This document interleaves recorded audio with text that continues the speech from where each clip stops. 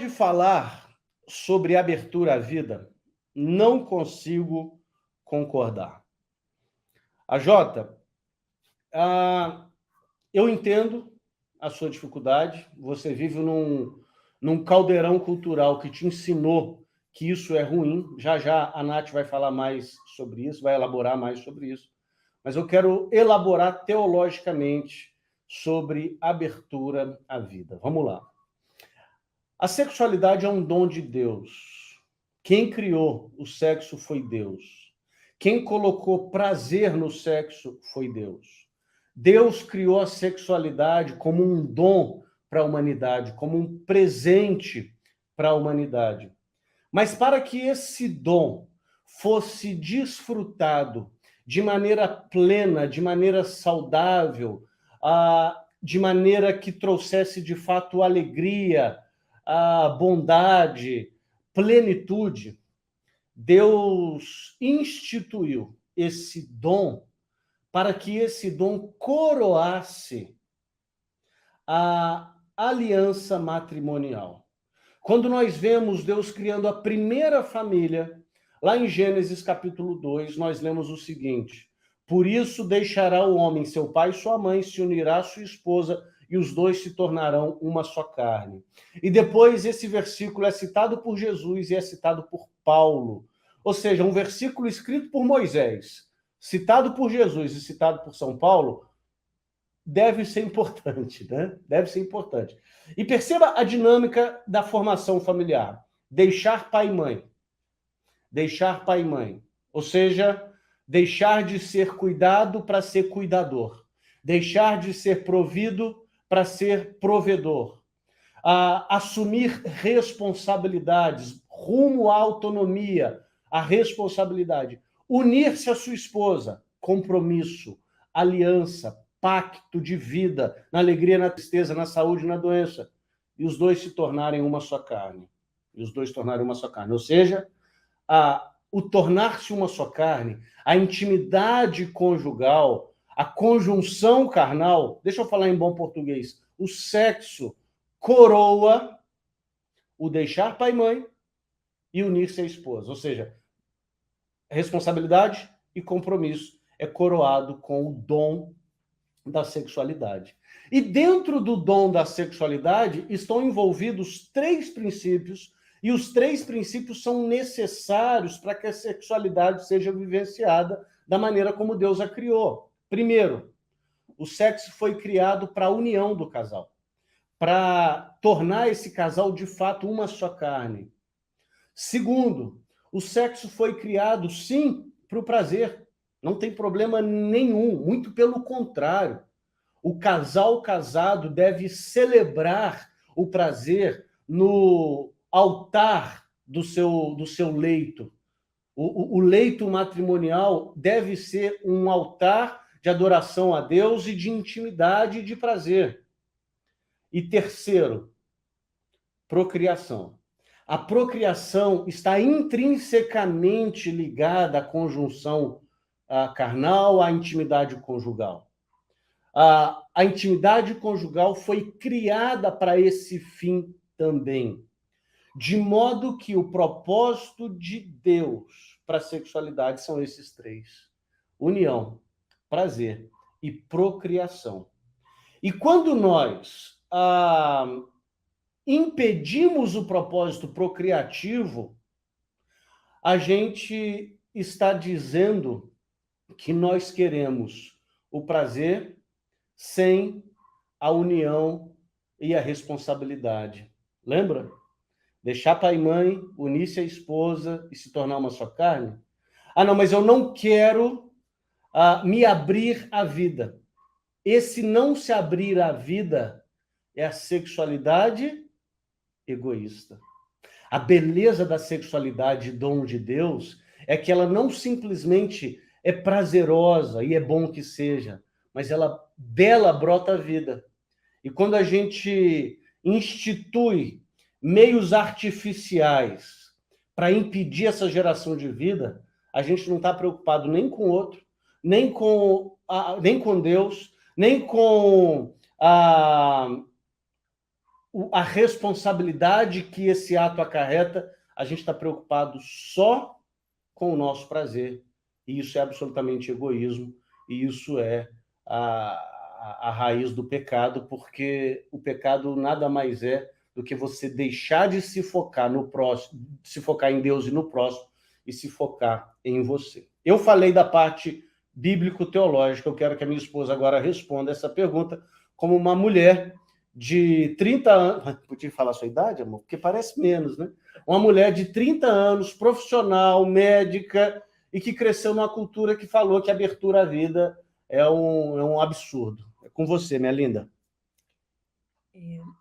Bom, abertura à vida, como eu falei na outra live, foi uma das coisas mais difíceis para mim. Porque essa explicação teológica eu claramente tinha entendido, não era uma dúvida, né? Estava já claro que era a vontade de Deus. E me irritava algumas coisas, porque toda vez que alguém falava desse assunto, alguém colocava a foto de um bebê e falava assim: ah, você tem medo disso, pare de ter medo disso, você tem que ser aberta à vida. E é óbvio que eu sou uma pessoa normal, eu não tenho medo de um bebê. Esse não era a minha preocupação, não estava preocupada com o bebê em si. É tudo que envolve isso, né? A gestação, a mudança de planos.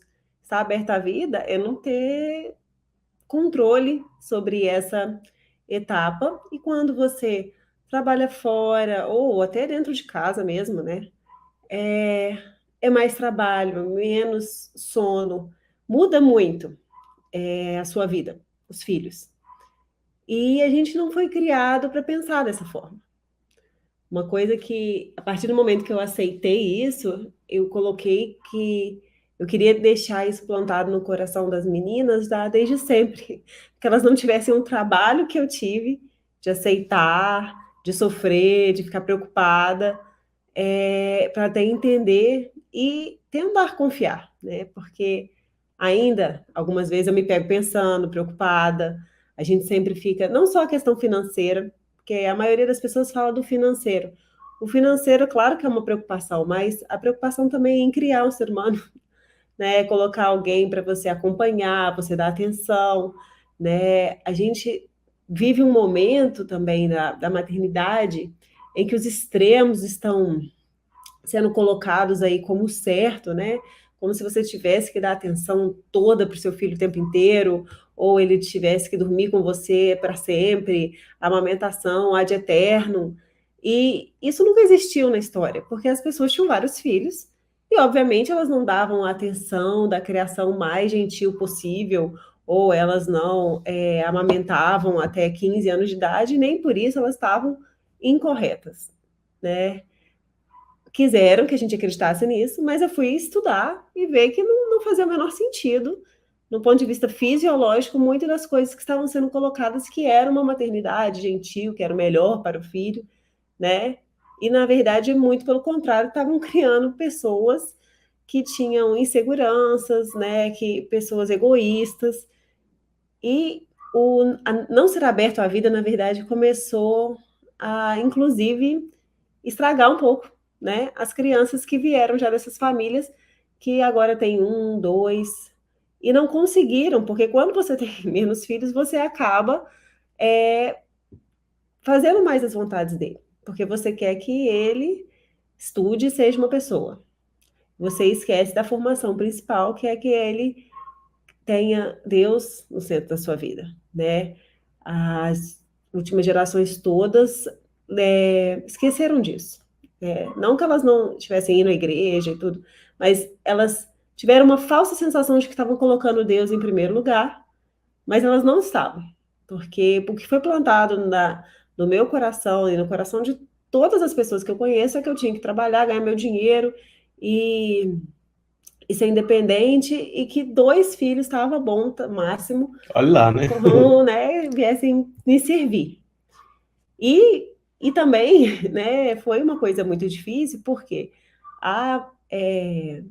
às vezes não era tratado esse assunto de uma forma em que eu pudesse também reclamar, porque, poxa, é muito difícil você falar assim, não, eu vou ser aberta à vida, e vem o que vier, eu vou enfrentar. Não é simples assim, a gente tem medo, normal, a gente vai ter dúvidas normais, a gente vai questionar, mesmo sabendo que se foi Deus que criou o mundo. Ele que criou a minha história, ele sabe que o que é melhor para mim, a gente questiona, né? Não só da abertura à vida, mas outras coisas também, as outras atitudes que a gente tem que tomar. E aí eu falei assim, não, a partir do momento que eu entender isso também, quando alguém vier falar para mim, eu vou entender essa pessoa, porque não é fácil. Ela vai ter medo. Não do bebê. Ninguém tem medo do bebê, gente. Bebê é uma coisa linda e maravilhosa. A gente tem medo que envolve isso. Só que uma coisa que eu gosto e que eu também coloquei quando eu virei católica foi: tem que obedecer. Ah, eu não entendo, mas tem que obedecer. Ah, eu não entendo devoção aos santos. Para mim foi muito difícil. Então tem que obedecer, né? E a abertura à vida foi assim. E a partir do momento que você vai obedecendo, a gente ainda está começando essa caminhada, né? Eu não sou aqui o exemplo de quem tem vários filhos para falar isso, tem várias outras pessoas muito mais experientes. Mas o que eu tenho é que cada vez mais meu coração vai ficando tranquilo e aceitando que é, tem que ser aberto à vida. E eu sei que daqui uns, se tiver mais um, dois, ele vai voltar a ficar em dúvida, mas eu vou seguir sempre nessa de tem que confiar, tem que obedecer e pronto. Eu ia te perguntar, amor, você já deu uma pincelada aí, mas a mentalidade protestante não vê problema nenhum em contracepção, né? Não só em contracepção, quanto eu vou usar uma palavra forte, gente, mas eu quero que seja forte mesmo. Em automutilação para que a pessoa se torne infértil. Hoje, as pessoas estão pagando cirurgias de mutilação para que elas se tornem inférteis. Isso, para mim, é absolutamente maligno, sem a pessoa saber. Não estou dizendo que quem fez isso é maligno, não. Pessoas que eu amo profundamente fizeram isso, não é isso. Mas é maligno esse espírito do mundo que nos cerca dizendo que isso é normal. Então, assim, esse é o contexto em que a gente vive. E a gente comprou a ideia de que o ideal é ter dois, um filho, como se isso estivesse nas nossas mãos. Eu acho que isso que as pessoas talvez não entendam, né? Isso não está nas nossas mãos. Ser aberto à vida não é ter 15 filhos. Ser aberto à vida é se entregar à vontade de Deus. É entender que você vai viver o seu matrimônio e os filhos virão de acordo com a vontade de Deus. Não é ter um filho ou ter 15 filhos, é se entregar para a vontade de Deus quanto a isso. A minha pergunta, amor, é quando que foi essa virada de chave para você? Porque nem sempre foi fácil esse tema, por isso que eu acho que você é muito sensível com aquelas mulheres que têm dificuldade com esse tema, porque nem sempre foi fácil para você, mas hoje, aqui na convivência dentro do nosso lar, eu percebo que é algo muito, muito tranquilo para você lidar, né? Então, como que foi essa virada de chave? Eu comecei a ler sobre os contraceptivos, né? Eu já sabia que faziam mal, os hormonais, né? Sabia que para a saúde da mulher não era o ideal, mas que, ok, aquilo poderia ajudar numa síndrome ou outra. Só que eu comecei a descobrir que não era bem assim. Não foi o que contaram exatamente pra gente, né? Nos fizeram acreditar que era o ideal. E vi que todos eram abortivos. Assim, estão em bula. Não é uma coisa assim, nossa, tá num lugar secreto. Não, estava na bula. Existe sim a possibilidade, eles às vezes vão falar de uma forma mais rebuscada ou não, mas medicamente falando, todos são abortivos, todos. Aí comecei a questão do MOB. Como eu sou médica, dominar o MOB não é difícil, né? Eu já entendia um pouco do ciclo, aí eu falei assim, gente, rapidinho eu domino isso aí, não tem problema, vou escolher quantos filhos eu vou ter, então de modo natural. Aí eu vi uma live da Tatiana Amaral, falando que ela fez exatamente isso também, que ela começou a usar o MOB, mas ela viu que não, que o MOB não era para ser utilizado daquele jeito, que ela tinha que aceitar os filhos. O MOB era em algumas situações, né, que é o método Billings. Não falei que é o MOB, né? MOB é método de ovulação Billings. E aí eu falei, gente, peraí, então não é nem o método Billings eu posso fazer como eu quero? e comecei a ler. Eu li O Amor que Dá a Vida, da Kimberly Han, e li a encíclica de Humanae Vitae. E aí foi a virada de chave, eu falei, gente, não, eu não posso achar que eu sei mais do que Deus, né? Eu não posso achar que o que eu quero é melhor do que Deus. Porque também eu comecei a perceber, lidando com pessoas, o quão mal estavam fazendo para a sociedade, sabe? As crianças cada vez mais complicadas, as famílias sempre infelizes, nunca estava bom, nunca estava suficiente, a preocupação se não era o número de filhos, era outra coisa. Eu vi, gente, não adianta, né? Se não for isso, vai ser outra coisa que vai ocupar o meu pensamento e vai tirar Deus do centro da minha vida. Então, eu não posso deixar que isso aconteça em nenhuma área. E eu coloquei, falei assim, vou fazer um voto de confiança e aos poucos o meu coração vai ficando mais tranquilo. Eu sei que eu vou ter que abrir mão de muita coisa. Eu sei que eu vou. Mas eu também não sei o dia de amanhã, né? A gente começa a ver que a gente não controla nada. Isso aí é só mais uma coisa, só que agora eu tenho certeza absoluta de que eu não controlo. Mas foi isso. Essa foi a virada de chave. Amém.